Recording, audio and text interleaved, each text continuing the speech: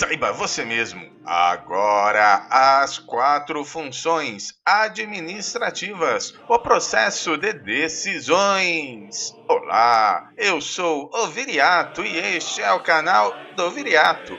Esta é a aula número 6, parte 5 do módulo 2, as 4 funções administrativas.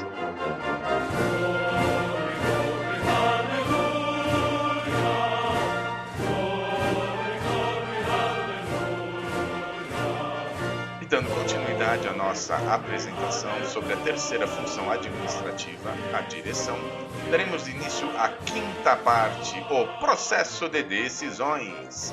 Introdução. Uma decisão é, basicamente, escolher uma alternativa entre as disponíveis. A tomada de decisões é um processo que se inicia na identificação de um problema ou de uma oportunidade, até a solução desse problema ou o aproveitamento ou não dessa oportunidade. A existência de alternativas é condição necessária para a tomada de decisões. Caso contrário, é uma etapa de um procedimento. A tomada de decisões pode determinar, entre outras coisas, a solução de um problema, o aproveitamento de oportunidades ou o não aproveitamento, a alocação de recursos, a realização de metas, etc. Os tipos de decisões. As decisões podem ser programadas, que são aquelas que ocorrem em resposta a situações corriqueiras, recorrentes, definidas, previsíveis.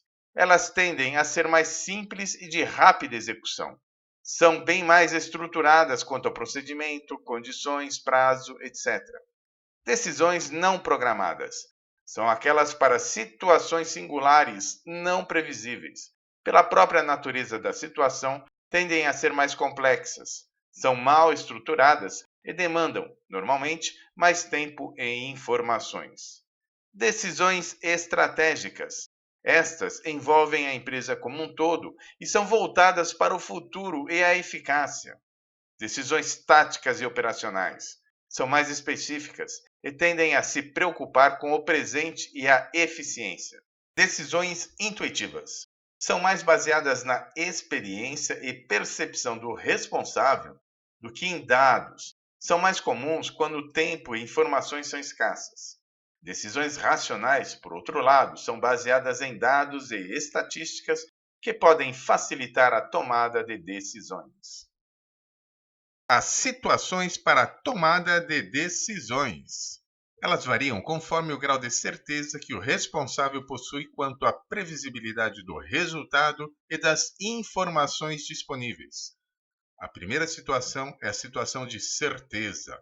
Normalmente, são decisões corriqueiras. Todas as informações possíveis estão disponíveis e a previsibilidade do resultado é conhecida.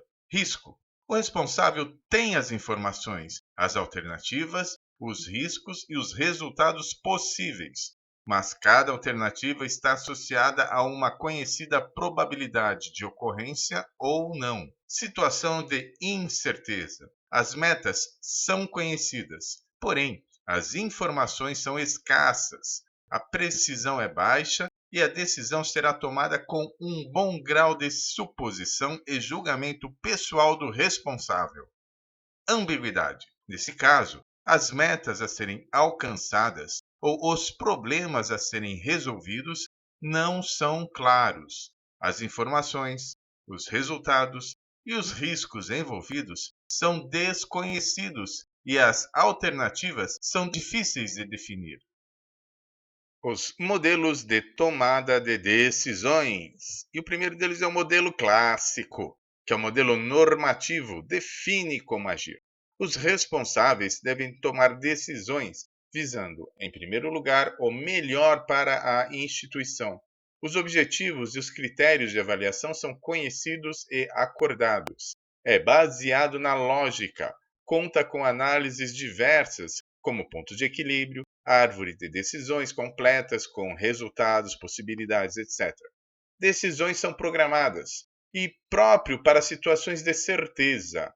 O modelo administrativo. O modelo do tipo descritivo descreve como os responsáveis tomam decisões em situações difíceis. Decisões são não programadas e com forte carga emocional para situações de incerteza e ambiguidade. São decisões satisfatórias, mesmo que se presuma a existência de outras possíveis soluções melhores. A racionalidade é limitada, é intuitiva, são poucas as informações e é forte a carga emocional.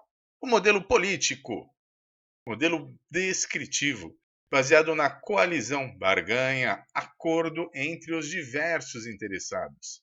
As decisões são altamente complexas e envolvem muitas pessoas.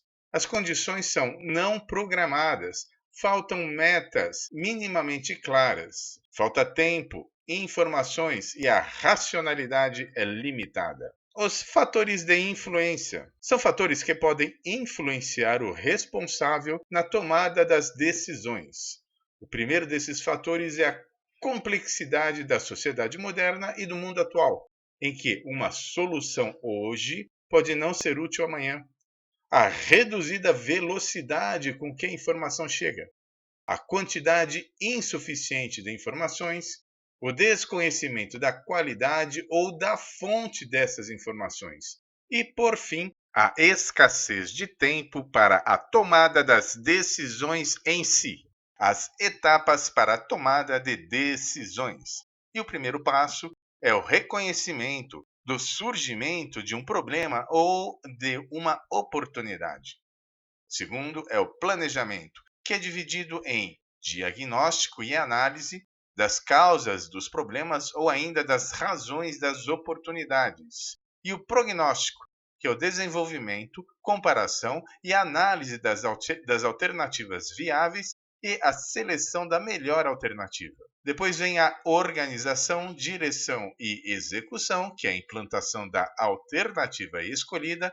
E, por fim, o controle, que é a avaliação dos resultados e as correções quando necessárias. E agora as conclusões da teoria das decisões.